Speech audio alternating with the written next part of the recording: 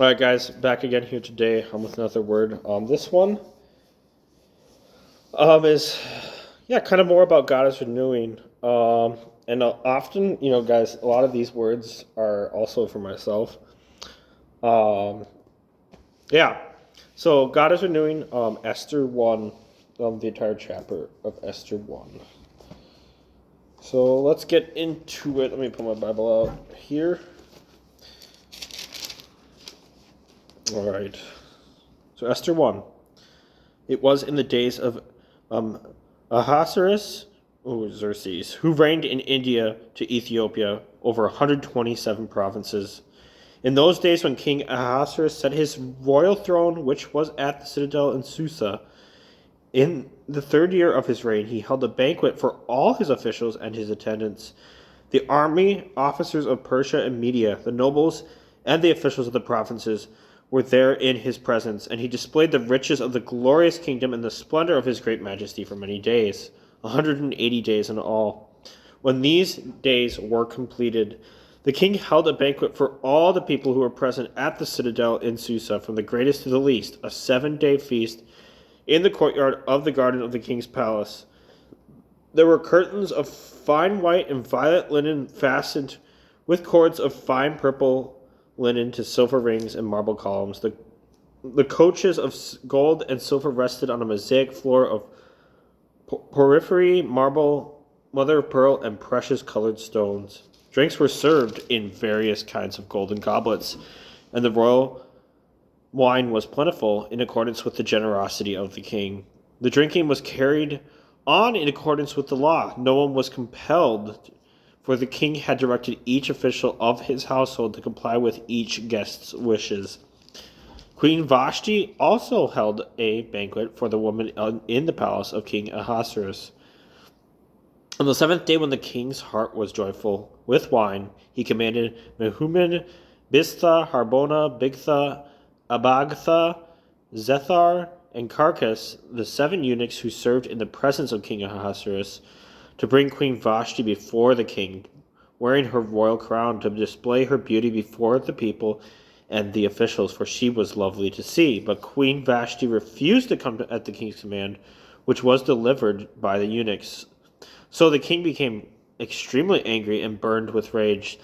Then the king spoke to the wise men who understood the times, for it was the custom of the king to speak before all those who were familiar with the law and legal matters, and who were close to him: Karshena, Shethar, Admatha, Tarshish, Meres, Marcina, and Memucan, the 7 officials of Persia and Media who had access to the king and were ranked highest in the kingdom. According to the law, what is to be done with Queen Vashti because she did not obey the command of King Ahasuerus, which was conveyed by the eunuchs? And Memucan answered in the presence of the king and the officials, Vashti the queen has not only wronged the king, but all the officials and all the peoples who are in all the provinces of King Ahasuerus, for the queen's conduct will become known to all women, causing them to look on their husbands with contempt, since they will say, King Ahasuerus commanded Queen Vashti to be brought before him, but she did not come.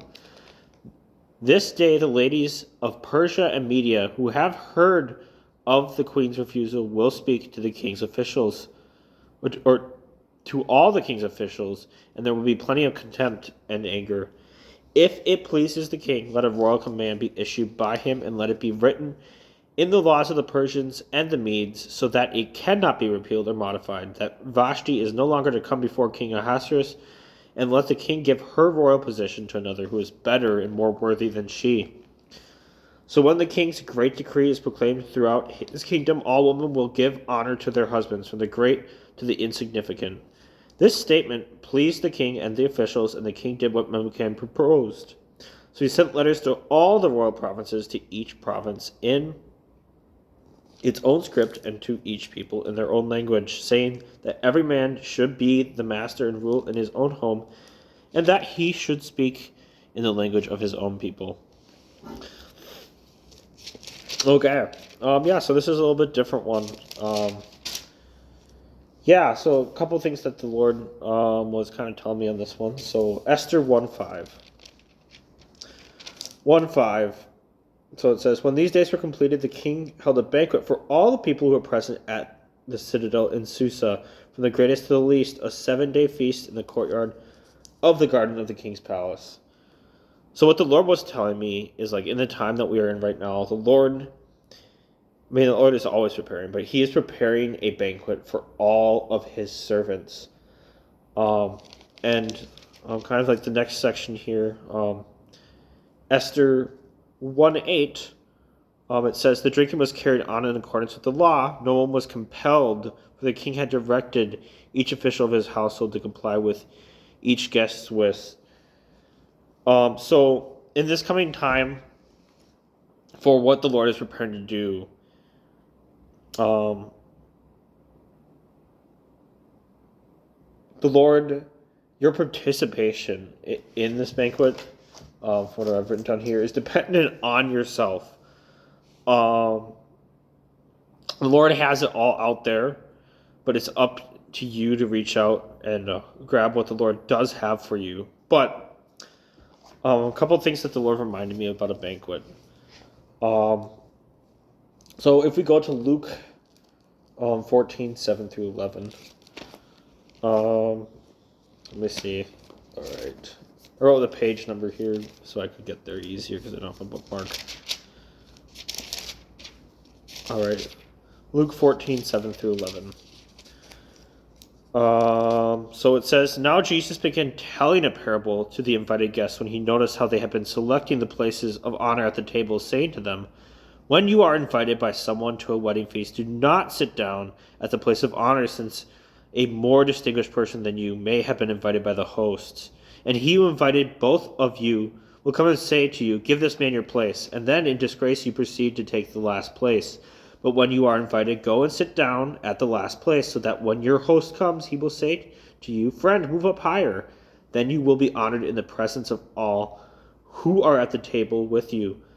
For whoever exalts himself will be humbled, and he who habitually humbles himself will be exalted. We cannot allow ourselves to become prideful, and just need to remain in the humble sort of spirit of just walking forward in confidence, but in a humble spirit of being grateful for what the Lord is doing for us. And again, another kind of verse that the Lord just like spoke out to me, and I just opened to it a couple times. I didn't realize it was related to what he wanted me to say, is Jeremiah 13:18. So 13:18, just this little section, it says, say to the king, queen, mother, humble yourselves and take a lowly seat, for your beautiful crown has come down from your head.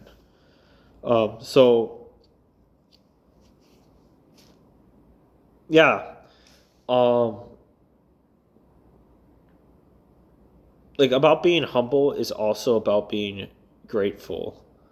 When the Lord brings you to a completeness and humbleness,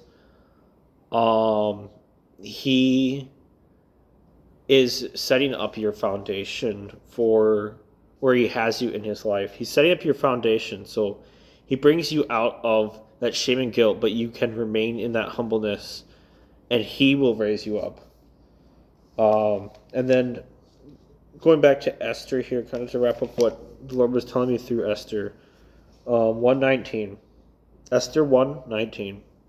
If it pleases the king, let a royal command be issued by him, and let it be written in the laws of the Persians and the Medes, so that it cannot be repealed or modified, that Vashti is no longer to come before King Ahasuerus, and let the king give her royal position to another who is better and more worthy than she. And what the Lord was kind of telling me, so you could go one way and be like, the Lord is preparing to raise people up into position for this banquet that he's preparing for people. But the Lord is wanting us to let go of those things in the past where it's something that the Lord has put in your heart, and you know it's from the Lord, and there's something that is in front of you where the Lord's telling you to let it go because He is wanting to bring in the new. He's wanting to bring in something that is better and more worthy for what He wants you to do and wants you to have.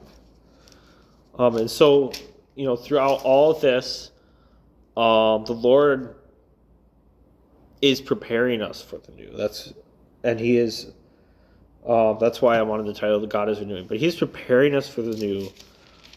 So, kind of what He was speaking to me is, do not become prideful, but also you need to let go of some things from the past and some your expectations, so that He can bring in the new. All right, there it is.